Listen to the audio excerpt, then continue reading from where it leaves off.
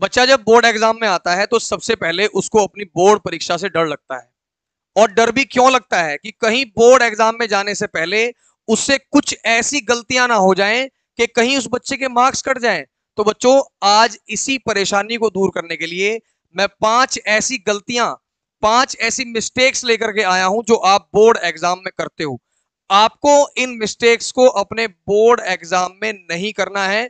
अगर आप इन मिस्टेक्स को नहीं करते हो तो सिंपल सी बात है कि आपकी मार्कशीट में, आपके मार्क्स में आपको इंप्रूवमेंट मिलेगा बच्चों। तो सबसे पहले अपनी पहली गलती की तरफ चलते हैं। पहली गलती जब हम लोग देखते हैं तो सबसे पहले हमारे पास आता है, जो बच्चा अक्सर करता है इसको, पुअर रीडिंग ऑफ क्वेश्चंस। बच्चों, हमें पता है कि हमारे बोर्ड एग्जाम में लगभग 40 क्वेश्चंस आते हैं। उन 40 क्वेश्चन को पढ़ने के लिए हमें 15 मिनट भी दिए जाते हैं।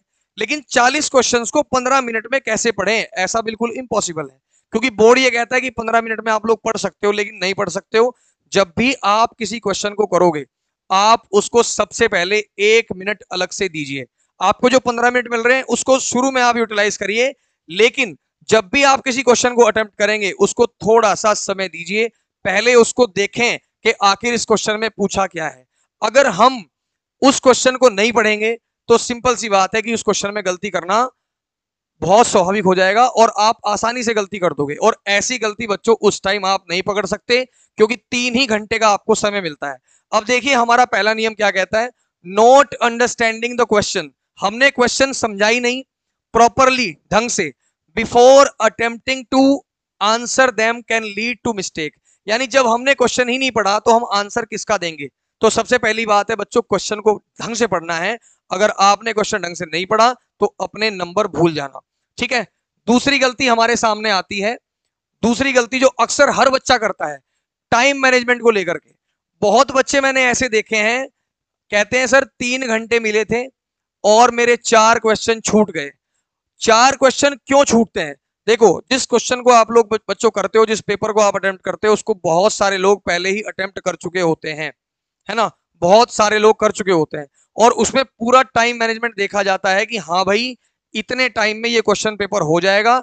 और क्वेश्चन पेपर लगभग 2 घंटे 45 मिनट का होता है, लेकिन आप लोगों को 3 घंटे का पेपर दिया जाता है। लेकिन उसमें भी हम लोग 4 4 क्वेश्चन छोड़ के आ रहे हैं, तो कमी किसकी है? कमी बच्चों पढ़ने की है। जब तक पढ़ेंगे नहीं तब तक क्वेश्चन का आंसर सही से हम लोग कर नहीं पाएंगे। तो सबसे पहली चीज अपनी पुअर रीडिंग हो गई। अब पुअर रीडिंग के बाद बच्चों हमारे सामने जो नई चीज आती है वो है इसका टाइम मैनेजमेंट। हम टाइम को ढंग से मैनेज करेंगे तो दिक्कत ही नहीं आएगी।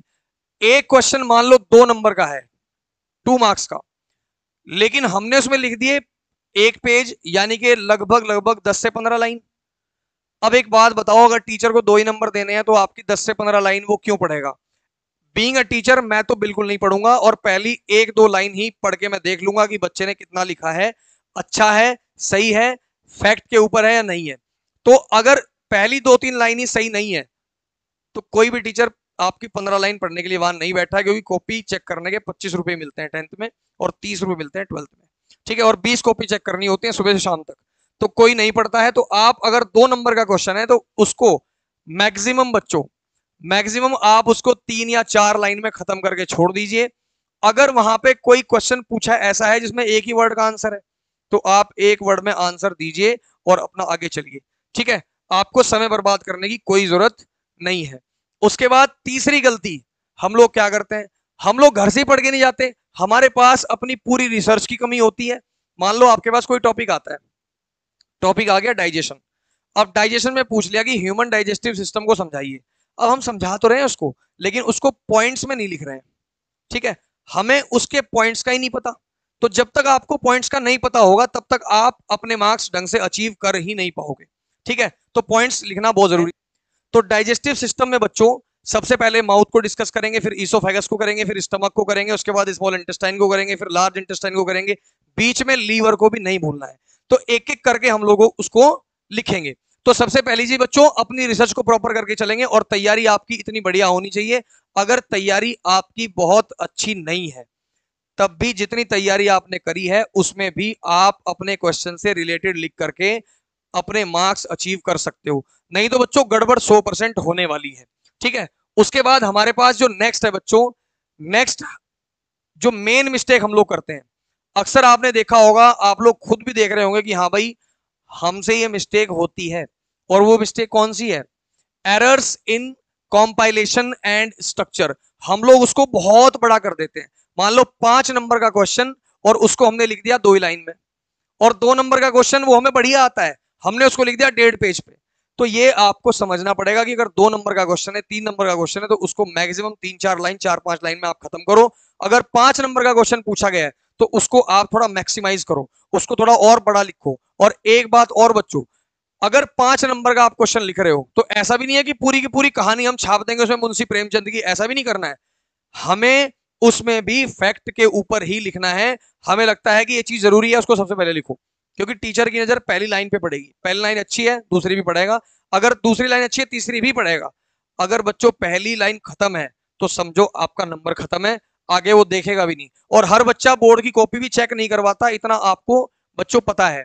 उसके बाद जो सबसे बड़ी कमी है हैस्टीनेस की। हम लोग लिखते तो हैं लेकिन लिखने में ये भूल जाते हैं हम क्या लिख रहे हैं। आधे बच्चे शुरू करते हैं, मान लो क्वेश्चन पूछ लिया कि what is the role of bile in human being, तो शुरू कैसे करेंगे? The role of bile in the human being is because this that फलाना ढिमकाना, सोच ही लिखते हैं। अरे जब हमें उसका काम बताना है तो पहली लाइन से काम को शुरू कर दो। This that because what is the role of फलाना ढिमकाना, ये लिखने की बिल्कुल जरूरत भी नहीं है।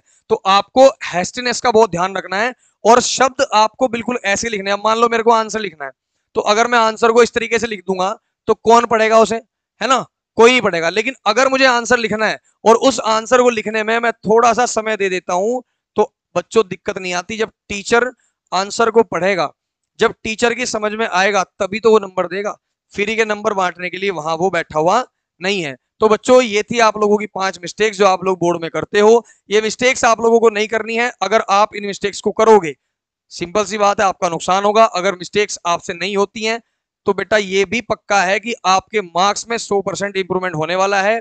आप 10th में हो तो 80 आउट ऑफ 80 आप लोग ला सकते हो। आप लोग 12th में हो तो 70 आउट ऑफ 70 आप लोग ला सकते हो। बच्चों वीडियो आपको कैसी लगी कमेंट करके जरूर बताना, साथ ही साथ चैनल को सब्सक्राइब जरूर कर लेना।